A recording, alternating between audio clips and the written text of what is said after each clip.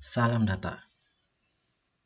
Hari ini kita akan membahas terkait dengan uji perbandingan berganda atau post hoc test pada uji non-parametrik lebih dari dua kelompok yang bersifat independen, atau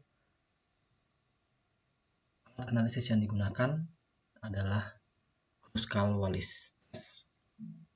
Nah, di sini saya akan mengambil satu contoh terkait dengan kasus tersebut, di mana kita ingin mengetahui tingkat absorbansi dari aktivitas antioksidan ekstrak etanol 96% pada daun bayam kucing. Ini saya ambil dari mahasiswa farmasi yang telah melaksanakan ujian sebelumnya sebagai contoh dalam kasus ini. Baiklah, saya mulai. Pertama kali kita siapkan terlebih dahulu datanya di Excel. Seperti ini. Nah, jadi kalau saya lihat pertama data yang kita peroleh adalah dengan struktur seperti ini. Nah, ada konsentrasi, kemudian ada 3 kali proses perendaman 1, 2, dan 3. Kita ingin mengetahui apakah konsentrasi ini akan berbeda di masing-masing levelnya.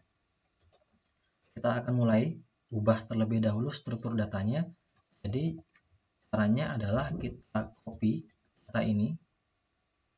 Oke, saya copy, kemudian saya paste dengan struktur sebagai berikut.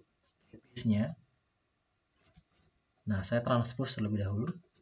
Saya transpose dengan menggunakan fungsi ini, lalu kita posisikan absorbansi dalam kolom yang sama. Oke.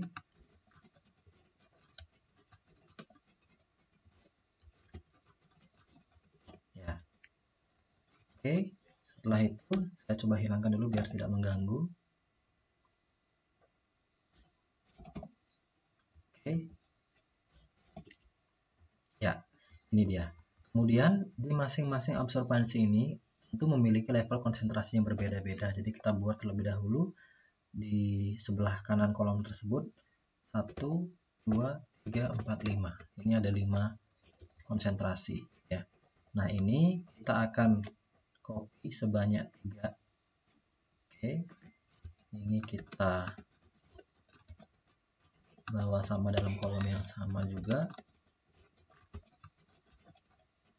Oke, nah ini dia. Ini data yang telah siap untuk diolah dengan menggunakan SPSS. Oke, ini saya bawa, saya copy ke SPSS. Oke, paste. Ini hapus terlebih dahulu ya. Oke, di sini ada 5 konsentrasi di mana masing-masingnya diulang 3 kali. Nah, saya akan mencoba ini dengan menggunakan Kruskal-Wallis untuk mengetahui post hoc test atau pairwise comparison di masing-masing level konsentrasi. Sebelum kita masuk, kita coba ubah dulu konsentrasinya agar terlihat lebih jelas. Ada 25, 50, 75, 150. Kita coba ubah terlebih dahulu. Sorry, di konsentrasi 1, 25 ya. 25, 2, 50, 3, 75, 4, 100, 5, 150. Oke. Nah, selesai. Bagaimana caranya kita menggunakan pairwise comparison di non-parametric statistik? Nah, ini merupakan kasus khusus di mana software SPSS yang mampu mengerjakan ini hanya pada versi 16 ke atas. Jadi software dengan versi 15 ke bawah atau 16 ke bawah ini tidak bisa menggunakan pairwise comparison karena belum ada fasilitas tersebut. Sehingga caranya adalah kita klik analyze, lalu kita klik non-parametric test. Nah, biasanya yang ada adalah kolom di software SPSS 15 ke bawah ada fasilitas ini saja. Ya, ini saja. Sedangkan kita menggunakan saat ini adalah fasilitas ini, independent sample. Ya, jadi dengan menggunakan fasilitas ini maka Kruskal-Wallis akan mampu mengeluarkan analisis tambahan dengan menggunakan post hoc test. pairwise comparison-nya. Kita klik objektif, kita customize saja analisisnya. Kemudian di field, nah kita masukkan awalnya seperti ini. Ada absorbansi yang kita masukkan di test field. Lalu konsentrasi kita masukkan di grup. Oke. Kemudian dari sini kita run. Lalu sebelum kita run kita setting dulu. Nah kita klik di customize test ini. Kita centang Kruskal Wallis one way ANOVA key samples. Di multiple comparisons, di sini pilih all pairwise. Oke. Lalu kita run. Oke.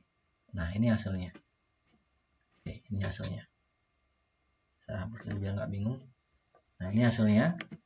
Lalu di mana kita memperoleh nilai pairwise comparison ya? Nah dari sini yang keluar di model viewer awal ini hanya melihat apakah ada perbedaan yang signifikan di minimal satu pasangan perlakuan. Ya, minimal satu pasangan perlakuan. Nah, di sini diperoleh nilai signifikansi sebesar 0,009 yang berarti dapat teruskan bahwa hipotesis ditolak. Reject the null hypothesisnya. Nah, sehingga terdapat perbedaan yang signifikan di setiap level di minimal pasang level konsentrasi.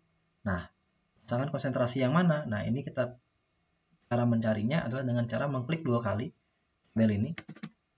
Oke. Nah, akan muncul model viewer yang lebih lengkap. Nah, di sini nilainya adalah hypothesis test summary. Kemudian di sini adalah bagaimana visualisasi dari pasangan perlakuannya. Nah, hal yang menarik di sini adalah di sini juga disertai dengan box plot di masing-masing level konsentrasi. Lihat di sini box plotnya ada keragaman yang cukup tinggi di masing-masing level konsentrasi. Walaupun lihat dari nilai absorbansinya ini ada perbedaan level ya. Kalau kita lihat min ranknya di sini 2, di sini 5, di sini 8, di sini 11, di sini ada 14. Sehingga terlihat ada perbedaan. Tentu kalau secara subjektif kita melihat dari sisi visual pasti ada perbedaan, tetapi yang mana? Nah, ini kita lihat dengan melihat dari view-nya ini, pairwise comparison-nya. Nah, ini dia hasilnya. Oke. Ini dia hasilnya. Ya. Nah, dari sini akan terlihat bagaimana perbedaan signifikansi di masing-masing perlakuan. Nah, dari sini kita bisa lihat bahwa lihat di sini di kolom signifikansi. Kolom signifikansi ini ternyata di konsentrasi 25 dan 100 ini ternyata berbeda signifikan dengan signifikansi 0,014. Sedangkan di ini di kolomnya di baris pertama di konsentrasi 25 dan 50 ternyata diperoleh nilai yang tidak signifikan di sini. Artinya dia memiliki absorbansi yang sama. 25 dan 75 juga sama, memiliki nilai absorbansi yang sama secara statistik. Sedangkan yang berbeda adalah 25-100, 25-150, kemudian 50-150. Nah, itu yang berbeda. Nah, dalam hipotesisnya bahwa pasang perlakuan saja berbeda, maka dia akan memutuskan untuk tolak 0. Maka dengan ini dapat juga kita pastikan bahwa ternyata memang benar terdapat pasangan perlakuan yang berbeda minimal 1. Ya, sehingga dapat kita lihat secara keseluruhan summary-nya, simpulannya adalah memang ada pengaruh perbedaan konsentrasi terhadap tingkat absorbansi.